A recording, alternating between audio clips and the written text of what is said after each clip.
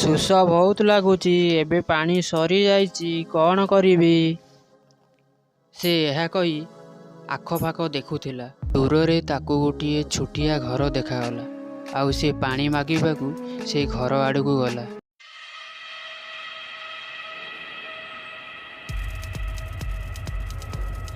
ଆଈ, ବହୁତ ଶୋଷ ଲାଗୁଛି, ପାଣି ଟିକେ ହବ କି? ଠିକ ଅଛି ପୁଅ, ମୋ ପଛେ ପଛେ ଆ, ତତେ ଦେଖେଇଦେବି।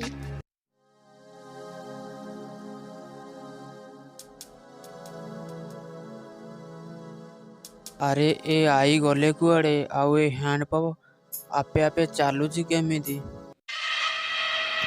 ଆରେ ବଞ୍ଚାଅରେ, ମରିଗଲି।